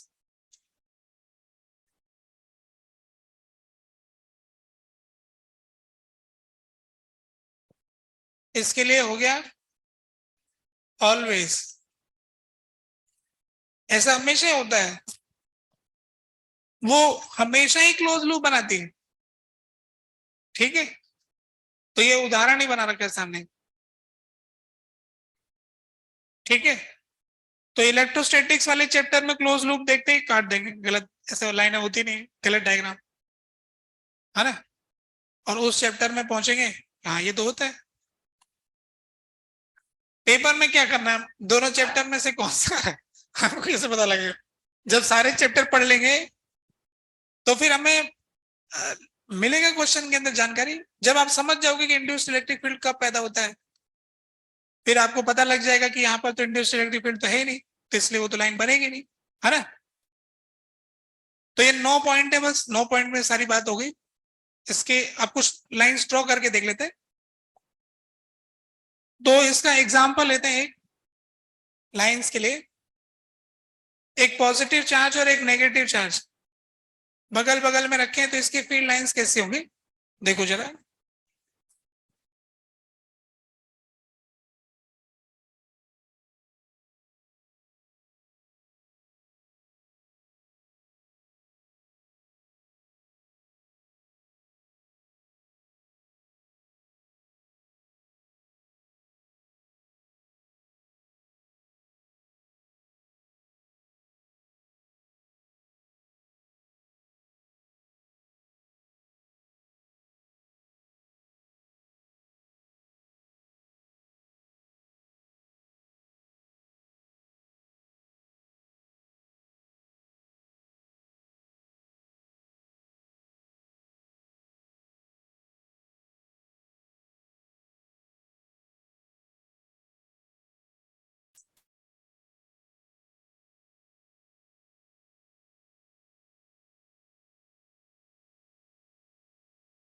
तो मैंने प्लस का चार्ज और माइनस का charge, plus Q minus Q रखे हैं,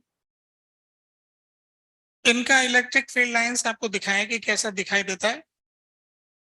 और मैं यहीं पर इक्वी पोटेंशियल सरफेस भी बना रहा हूं साथ में ही, देखो कि वो कैसे होते हैं। फील्ड लाइंस तो आपके सामने है, अब मैं इक्वी पोटेंशियल सरफेस भी यहां पर बना के दिखाऊंगा।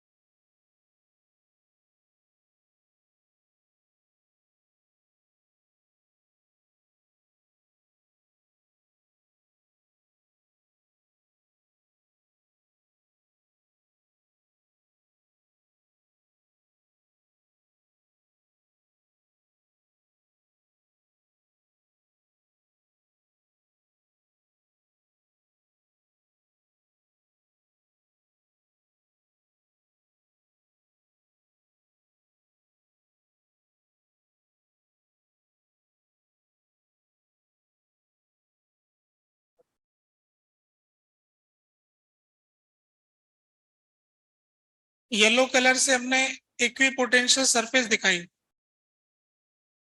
और इलेक्ट्रिक फील्ड लाइंस और इक्विपोटेंशियल सरफेस आपस में परपेंडिकुलर होते हैं।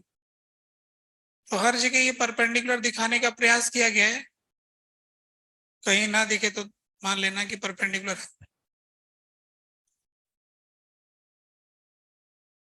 सब जगह फील्ड लाइंस और सरफेस परपेंडिकुलर है। येलो कलर से दिखा है इक्विपोटेंशियल सरफेस, ग्रीन कलर से दिखा है फील्ड लाइंस। तो अब देखो मैं कुछ पोटेंशियल की वैल्यू लिख के दिखाता हूं। ये जो सबसे अंदर वाली सरफेस, इसका पोटेंशियल मान लेते हैं 500 वोल्ट। फिर ये हो गया 200 वोल्ट, फिर ये हो गया 100 वोल्ट, तो इसका -500 वोल्ट, -200 वोल्ट, -100 वोल्ट। इस तरह से येलो कलर का जो सरफेस है वो है इक्विपोटेंशियल सरफेस। तो दो चार्ज, एक प्लस का चार्ज और एक माइनस का चार्ज, उसके लिए इक्विपोटेंशियल सरफेस कैसी होती है देख लिया हमने, और इलेक्ट्रिक फील्ड लाइंस कैसे दिखाते हैं ये भी देख लिया। ठीक है,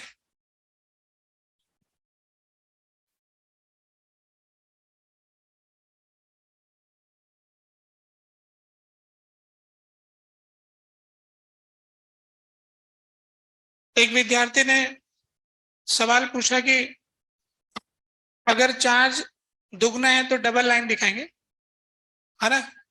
चार्ज √3 टाइम्स है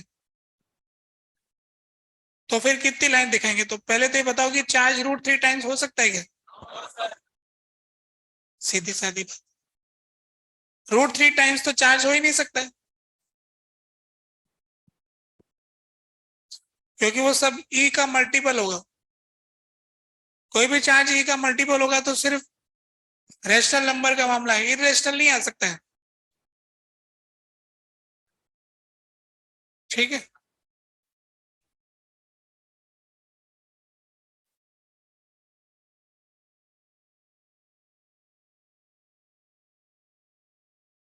500 वोल्ट, 200 वोल्ट, 100 वोल्ट ऐसे हो गया नहीं तो।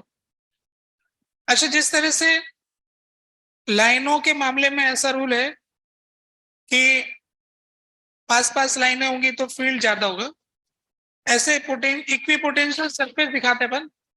जैसे एक सरफेस ये, दूसरी सरफेस ये, फिर उसके बाद में तीसरी ऐसी दिखाए, चौथी ऐसी दिखाए। तो इसका भी ये मतलब होता है कि यहाँ पे फील्ड ज्यादा है, यहाँ पे फील्ड कम है। जैसे पोटेंशियल दिखाए यहाँ पे 100 volt, 10 volt, 20 volt, 30 volt, 40 volt, 10-10 volt की सरफेस दिखाई, 10 वोल्ट की लाइन, 20 वोल्ट की लाइन, 30 वोल्ट की लाइन, 40 वोल्ट की लाइन। तो हम ये जानते हैं कि इलेक्ट्रिक फील्ड जो होता है वो minus of delta we by delta, minus of delta we by delta R, ये फॉर्मूला होता है। अब यहाँ पर डेल्टा वी तो सब में बराबर है, पर डेल्टा आर कम ज्यादा है। यहाँ पर डेल्टा आर देखो, यहाँ पर डेल्टा आर देखो, यहाँ पर डेल्टा आर देखो, delta R2, delta R3, delta R1। तो यहाँ पे डेल्टा R1 छोटा है, छोटे नंबर से डिवाइड करेंगे तो इलेक्ट्रिक फील्ड बड़ा होगा। तो इक्वी पोटेंशियल सरफेसेस जहां पास पास है वहां भी फील्ड ज्यादा होता है, ऐसा हम समझते हैं।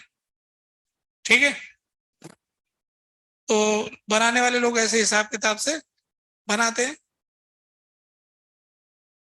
एक दूसरा एग्जांपल लेते हैं जिसमें दोनों पॉजिटिव चार्ज होंगे तो क्या होगा, है ना। ये दोनों एक प्लस एक माइनस है तो क्या आता है देख लिया हमने। इसमें देख रहे हैं कि जो बीच वाला प्लेन, एक्चुअली ये तो 2D में तो लाइन है, 3D में प्लेन बन जाएगा।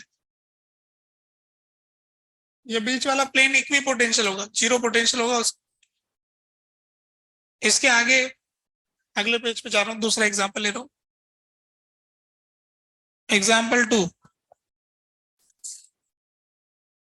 इसके अंदर हम दो पॉजिटिव चार्ज ले रहे हैं,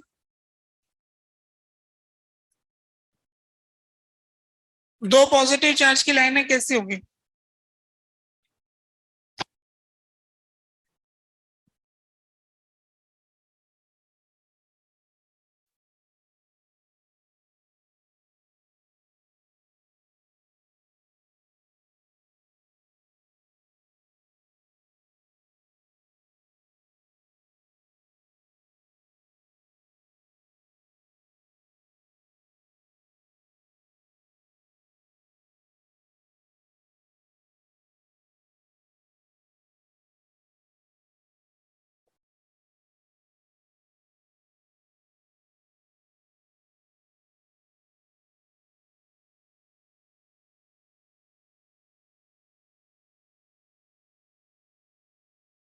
ऐसा कुछ लाइनें दिखाई मैंने, और भी दिखा सकते हैं। ऐसे लग रहा है कि लड़ाई की लड़ रहे हैं। देखो, इसकी लाइन उस पे खत्म नहीं हो सकती, उसकी लाइन इस पे खत्म नहीं हो सकती, ऐसे लाइनें आपस में लड़ रही, धक्का मुक्की हो रही।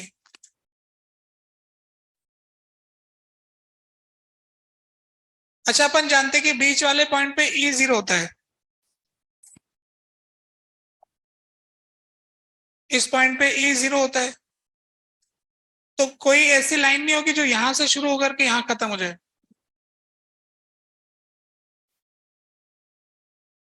मतलब अगर आपने कोई भी लाइन बनाई ना यहाँ पर, तो वो यहाँ पर रुकेगी नहीं, वो इधर उधर घूम जाएगी, क्योंकि शुरू तो प्लस से होगी, खत्म तो माइनस पर ही होगी। और अगर कहीं जीरो है तो वहां जाएगी नहीं लाइन, और उससे पहले ही घूम जाएगी। तो हम जानते हैं कि दो इक्वल चार्ज के एकदम मिड पॉइंट पे ई जीरो होता है, जहां ई जीरो होता है वहां लाइनें नहीं दिखाते। और अगर कोई लाइन वहां तक जा रही है, वैसे अगर यहां तक देखोगे तो लाइन यूं आती हुई दिखेगी यहाँ पर, इससे पहले इधर घूम जाएगी, इधर से एक लाइन आएगी वो घूम जाएगी,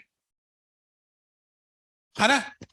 क्योंकि खत्म इनको इंफिनिटी पे होना है, कोई भी माइनस चार्ज नहीं दिख रहा ना यहाँ पर, तो इसका मतलब माइनस चार्ज इंफिनिटी पर है, वहां तक जाएंगी लाइनें। ठीक है, अब इसमें इक्वी पोटेंशियल सरफेस भी दिखाता हूँ, वो कैसे दिखेगी।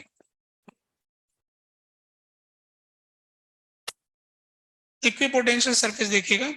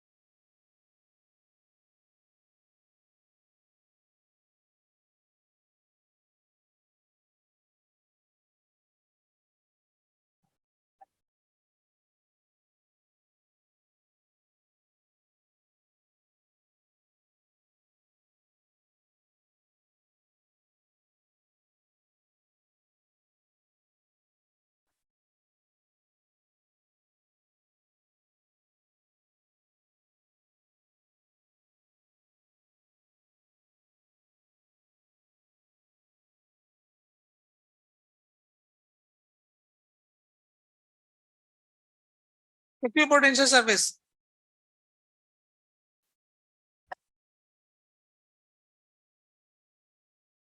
अब देखो इसमें है ना, सबसे अंदर वाला मान लिया 1000 वोल्ट, फिर ये 500 वोल्ट, तो इसमें भी 1000 वोल्ट, और ये 500 वोल्ट, फिर ये 200 वोल्ट, फिर ये 100 वोल्ट, ऐसे।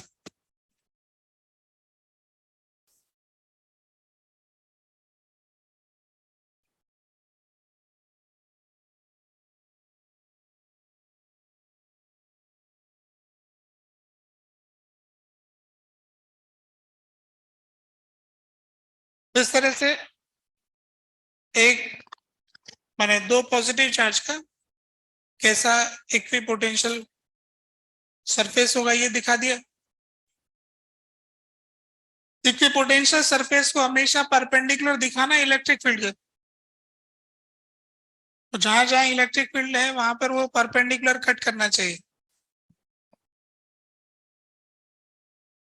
ठीक है, कुछ कहना चाहते? अरे वो मिसप्रिंट हो रहा है, 0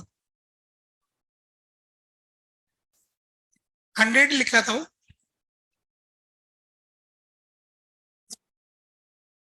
जीरो लग करके भी वैल्यू बढ़ा भी देता है।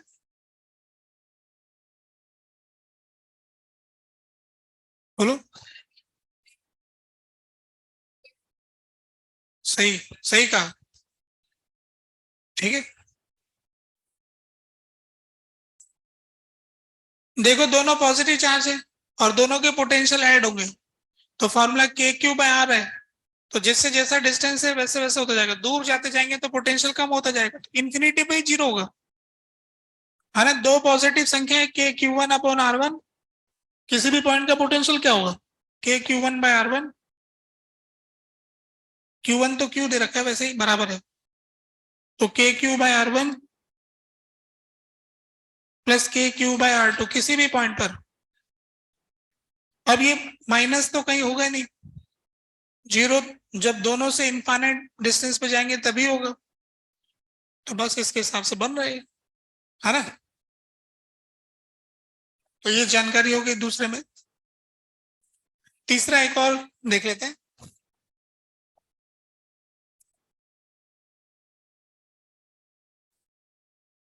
तीन पॉजिटिव चार्ज बराबर डिस्टेंस पे रखें, इसका आप लोग बनाओ।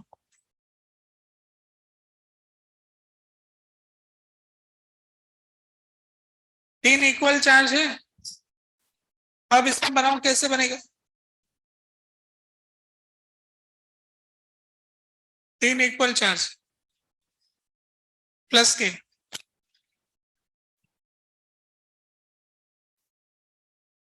इनका फील्ड लाइंस और इनका equipotential surface, field lines and equipotential surface दोनों।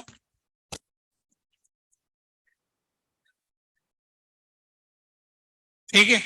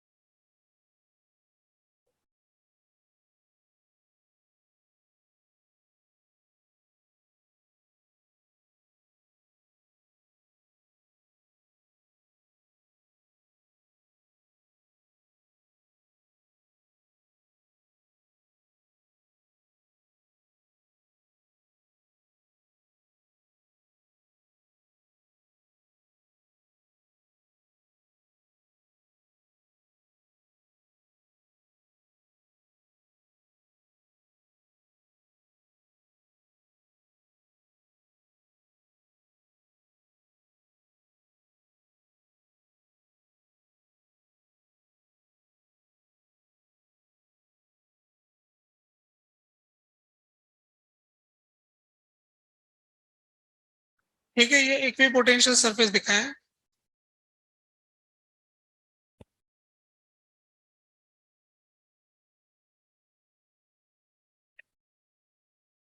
अगर ये सबसे अंदर वाला 1000 वोल्ट है, तो ये 1000 वोल्ट, ये 1000 वोल्ट, ये 500 वोल्ट, ये 500 वोल्ट, 500 वोल्ट, ये 200 वोल्ट, ये 100 वोल्ट। ऐसे दूर जाएंगे तो कम होगा। तो 3 पॉजिटिव चार्ज के लिए कैसे हम दिखाते हैं, ये बात आ गई।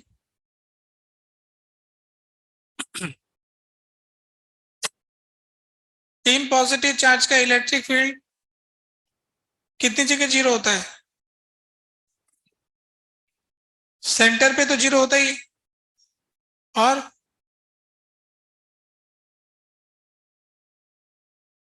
तीन पॉजिटिव चार्ज का इलेक्ट्रिक फील्ड कितनी जगह जीरो होगा?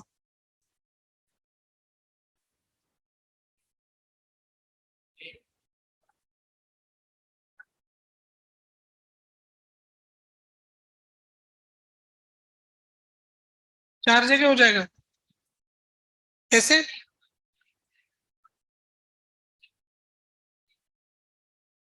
नहीं, बीच में आएगा।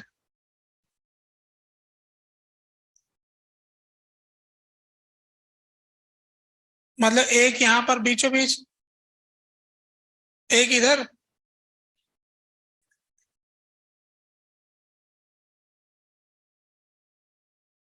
इधर और इधर।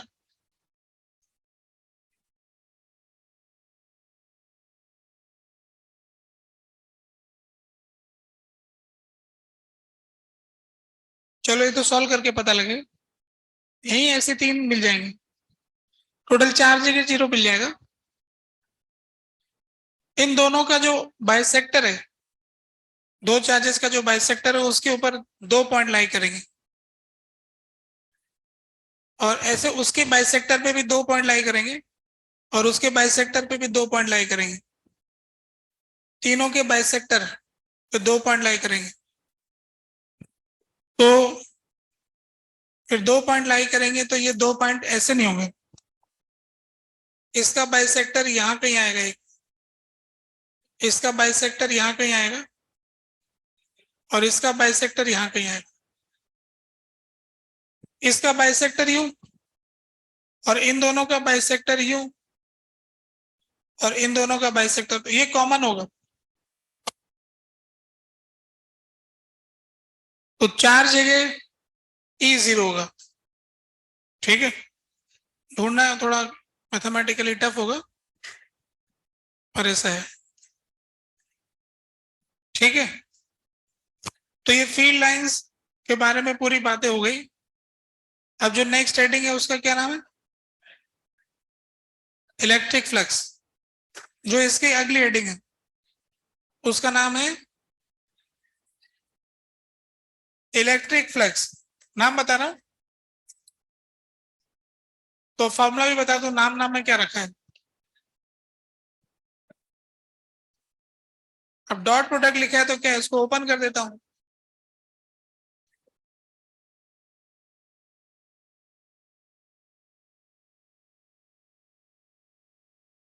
इलेक्ट्रिक फ्लक्स, एक बुद्धिमान विद्यार्थी को बस इतना सा बताता ही वो टॉपिक हो जाता है कि हो गया बस, अब कर लेंगे हम, है ना। ई है इलेक्ट्रिक फील्ड, डी है छोटा सा एरिया, तो एरिया वेक्टर आ गया यहाँ पर, D is area vector. Area vector define किया गया है छोटे से एरिया के परपेंडिकुलर,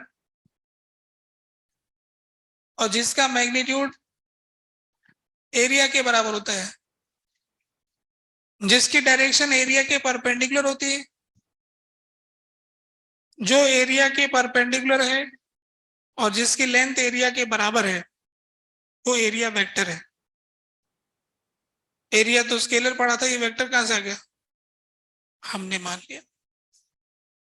जब जरूरत पड़ता है तो किसी को कुछ भी बना देते हैं हम जरूरत पड़ने पर। स्केलर को भी वेक्टर बना देते हैं, है ना। तो आज यही रोकना चाहेंगे।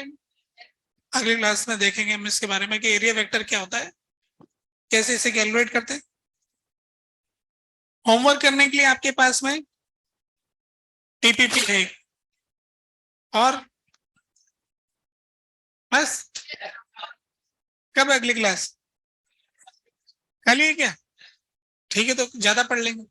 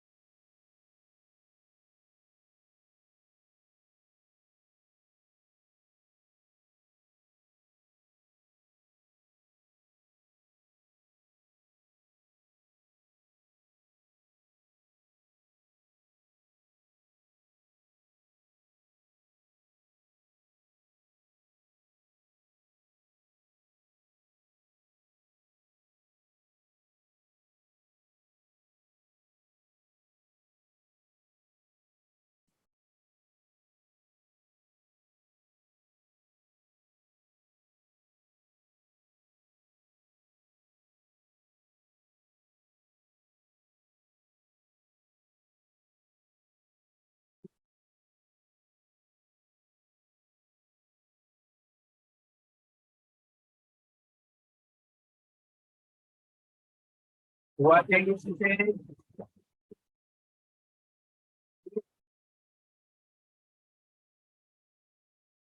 नहीं है।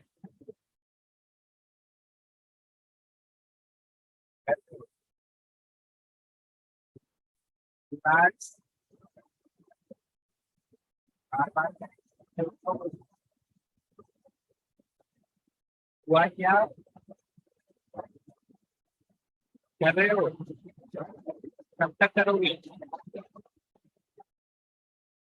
करो करो करो। नेहा,